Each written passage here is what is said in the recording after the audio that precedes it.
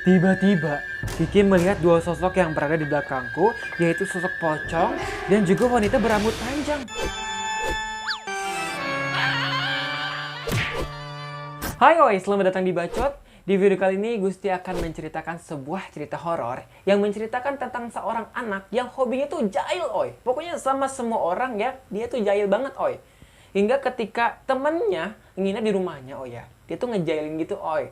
Nah ternyata dia dijailin balik sama hantu-hantu yang ada di rumahnya. Seru banget kan oi ya? Penasaran ceritanya seperti apa? Oke, tanpa banyak bacot, langsung aja cekidot. Si tukang jahil. Begitulah teman-temanku menyebutku. Hari tanpa jahil rasanya seperti ada yang hilang. Terlebih ketika temanku akan menginap di rumahku malam ini. Aku merasa sangat bebas, bisa menjahilnya hingga puas. Oh my oi, ini tuh punya rencana mau ngejailin temennya gitu. Oh ya, mau nginep di rumahnya malam itu gitu. Oh malam ini apa malam itu ya? Ya pokoknya malam hari lah ya.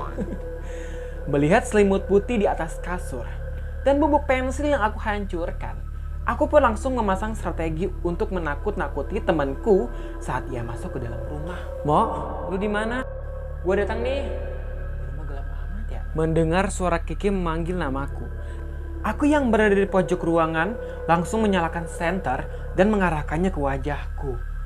Dengan lingkaran hitam di area mataku dan selimut putih yang kubentuk menjadi pocong, Kiki langsung terkaget dan keluar kembali sebelum aku menyalakan lampu di ruang tamu. Oh my god, jadi ceritanya si aku ini tuh kayak di pojokan ruangan gitu oi. Kan lampunya mati gitu oi ya. Terus dia nyalain pakai senter ke arah wajahnya gitu oi. Nah rupanya si bubuk hitam dari pensil itu tuh kayak dihitemin di area sekitar mata gitu oi. Jadi kayak pocong. Karena memang dia kan pakai selimut putih kan oi ya. Jadi kayak pocong gitu, terus dihitemin gitu. Kebayangkan oi ya. Pocong matanya hitam, terus pakai senter gitu oi di sininya. Suasananya gelap. Ya si Kiki balik lagi lah keluar gitu ya. Lagian ada aja oh ya, si aku ini memang jahil banget orangnya gitu ya. Kayaknya 11-12 dah sama si jahil yang di film-film luar negeri itu. Aduh Ki, lu payah banget sih. Sini woi, penakut banget sih. Aduh Kiki. Lu bener-bener ya mau ya, bikin gue jantungan aja. Pokoknya gue harap semoga malam ini lu dikerjain dah sama pocong yang asli. Alah, mana ada pocong mau ngerjain gue. Yang ada, kalau pocong tuh datang, gue langsung slepet tuh mukanya pakai karet. Setelah Kiki kembali masuk, aku pun langsung menutup gerbang dan juga pintu sebelum aku kembali ke kamarku yang berada di lantai 2. Melihat Kiki langsung lari ke lantai 2, aku yakin dia pasti takut jika aku akan mengerjainnya lagi. Kiki langsung masuk gitu oi, naik ke lantai 2 gitu oi. Karena dikira si aku ini takut gitu oi bakal dikerjain lagi. Hingga ketika aku baru saja menutup pintu dan mematikan lampu ruang tamu, aku terkaget melihat sosok berwarna putih di pojokan ruang tamuku. Oh my oi. Jadi si aku ini ketika nutupin pintunya gitu oh ya, dia ngelihat putih-putih di pojokan ruang tamunya gitu oi. Halo. Jangan-jangan itu Hansip.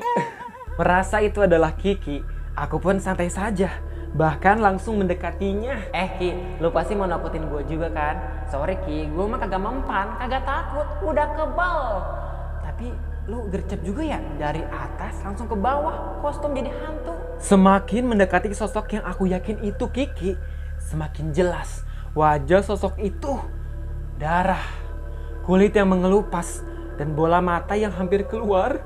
Begitulah penampakan wajahnya yang kulihat. Oi. Ternyata nih oi, ketika dia deketin, itu sosok mukanya hancur pokoknya oi ya. Darahnya keluar, kulitnya ngelupas, matanya mau keluar gitu oi. Tapi tetep aja nih oi, si aku ini ngira itu si Kiki oi. Udah jelas-jelas gitu oi ya, mukanya serem banget gitu oi ya, bukannya kabur, malah makin dideketin lagi, dikira si Kiki. Kini jantungku berdebar. Namun aku yakin jika Kiki menggunakan topeng wajah seram yang sudah dia siapkan sebelumnya. Itu jelas karena Kiki pasti tahu jika aku akan menjahilinya. Keren juga ya Ki topeng lu. Boleh lah gue pinjem buat nakut-nakutin yang lain. Sebelum aku memutuskan untuk menarik topeng Kiki, terdengar suara dari lantai 2 yang memanggil namaku. Mo, gue pinjem laptop lu ya. Dan ketika aku melihat kembali sosok itu, aku mulai sadar bahwa sosok itu benar-benar pocong dan bukan boneka. Bahwasanya sosok itu sekarang hidup. Ia memutar badannya dan melompat-lompat ke arah dapur. Oh my, oi, ternyata beneran oi, sosok yang dia lihat yang dikira si Kiki, padahal beneran pocong oi, karena memang ternyata pocongnya hidup gitu oi, lompat-lompat berbalik badan ke arah dapur gitu oi. Karena ternyata memang si Kiki itu ada di lantai 2 oi, belum turun. Bukan si Kiki itu juga, kan kagak mungkin juga ya dari lantai 2 ke lantai 1 cepat itu. Jadi jelas oi, itu pocong beneran.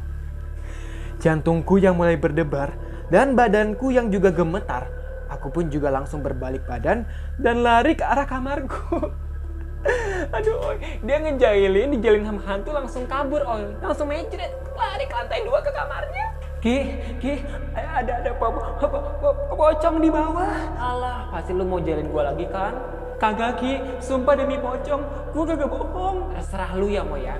Gua kagak mau lagi dengan apapun yang keluar dari mulut tuh. Udah, gue mau ke bawah dulu mau ngambil minum, aus. Tapi Ki, sambil menaruh selimut yang sebelumnya ku pakai untuk menakut-nakuti Kiki, bergegas aku ke kamar mandi yang ada di kamarku untuk membersihkan lingkaran hitam yang ada di area mataku.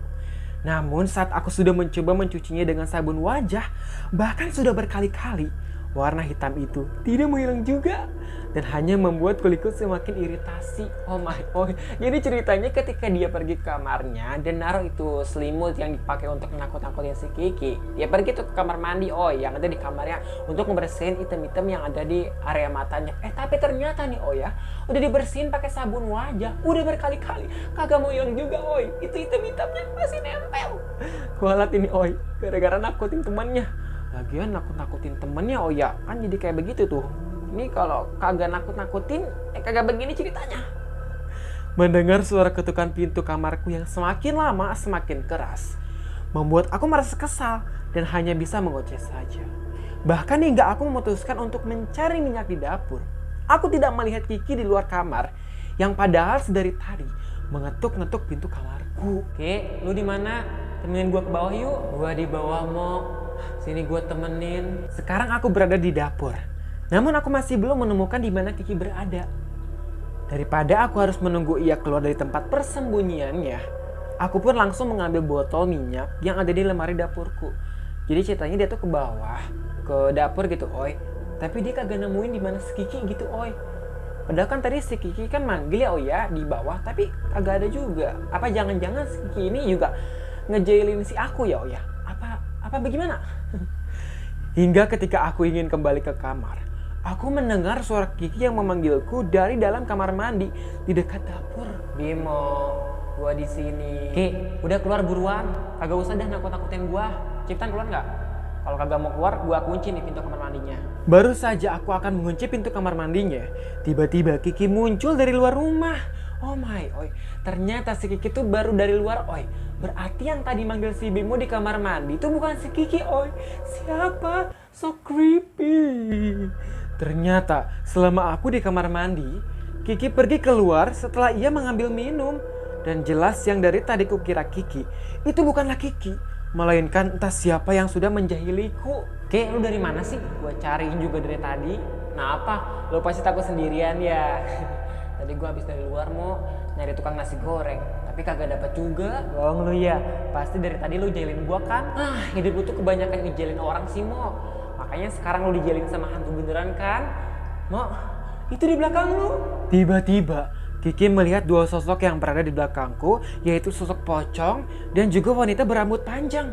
Oh my, ternyata Kiki ngelihat dua hantu, pocong sama kuntilanak kali ya, soalnya rambutnya panjang. Ya kagak mungkin Gusti kan, yang mentang-mentang Gusti rambut panjang masa dikira Gusti. Ya Mbak Kuntil apa sih? Aku yang sudah letih dengan kejahilan ini, kemudian hanya terdiam sambil melihat Kiki lari terbirit-birit ke kamarku. Namun karena aku merasa haus, kemudian aku memutuskan untuk kembali ke dapur untuk mengambil secangkir air. Dan benar saja, apa yang dibilang Kiki soal ada sosok di belakangku, ternyata itu benar-benar hantu. Tuh kan, gara-gara si Bimo ngejailin si Kiki di malam hari, dia malah dijailin baik, sama dua hantu tuh, Mbak Kunti sama pocong. Ingat, Mbak Kunti ya, rambutnya panjang, bukan Gusti. Mentang-mentang rambutnya panjang, masa Gusti sih? Tidak bisa berbuat apa-apa. Kini aku perlahan berbalik arah dan langsung berlari ke kamarku. Sesampainya di kamar, aku dan Kiki pun langsung mengunci pintu kamarnya. Dan benar-benar tak tahu lagi harus berbuat apa. Lihat kan, Mo, gara-gara lu sih, kita malah dijalin balik tuh sama hantu-hantu. Iya Ki, gue minta maaf ya, gue janji deh kagak jahil lagi. Ngapain minta maaf sama gue? Soalnya tuh lu minta maaf tuh sama tuh hantu-hantu. Gara-gara lu tuh, kayaknya tuh hantu jadi marah kan? Ya gimana caranya Ki? Ngeliat mukanya aja gue udah kagak bisa ngomong. Ya gue kagak tahu mau. Ya udah yang penting sekarang lu mendingan hapus tuh item-item di muka lu. Mungkin karena itu kali ya tuh hantu-hantu ngira lu temennya. Sambil dibantu Kiki untuk menghapus warna hitam di area mataku, perlahan warna hitam itu mulai menghilang. Akhirnya Oi, tuh warna hitam di muka hilang Oi. Setelah dia mungkin kayak sadar kali ya kalau perbuatan dia tuh kagak patut untuk dilakukan gitu ya. Hingga pukul setengah 12 malam, Kiki yang sudah terlelap tidur, aku masih saja tidak bisa tidur. Bahkan kini, aku melihat kemunculan dua sosok hantu lagi yang berada di depan pintu kamarku. Ayo mau main sini. Maaf Pocong, maaf Pak Kunti, gue jadi kagak jadi lagi. Please ya, jangan ganggu gue lagi. Selepas aku meminta maaf atas apa yang kulakukan, aku pun menarik selimut untuk menutupi semua badanku dan langsung memutuskan untuk tidur saja. Penakut juga Oi ujung-ujungnya. Tadi di awal bilangnya berani, kalau ada hantu bakal diselepet sama karet mukanya. Apaan udah ketemu hantunya dia langsung minta maaf, itu maaf takut nutupin mukanya sama selimut. Berhari-hari lamanya, ketakutanku pun mulai hilang. Dan kini aku tak pernah lagi melihat atau mendengar suara makhluk yang menjahiliku di malam itu. Aku juga kini berjanji bahwa aku tidak akan lagi melakukan jahil kepada siapapun, termasuk teman-temanku. Dan begitulah ceritanya. Oi. Ini nih Oi, ulah si tukang jahil Oi. Katanya tukang jahil ya kan Oi ya, berani ngelihat hantu. Tapi pas dihadapi dengan hantu yang asli gitu Oi, takut juga Oi. Makanya nih Oi, buat kalian yang suka jahil-jahil, suka ngeprank gitu ya, terutama ya, jangan deh gitu Oi ya. Nanti kalau kalian ketemu sama hantunya langsung pasti kagak bisa berkutik, kagak bisa ngomong. Karena gimana Oi ya, ngomong sekarang kagak ngelihat hantu sama ngomong nanti pas ngeliat hantunya itu beda banget Oi. Bakal kayak beda deh pokoknya Oi ya, kagak bisa ngapain gitu Oi ya. Yang tadinya berani ciut juga nyalinya.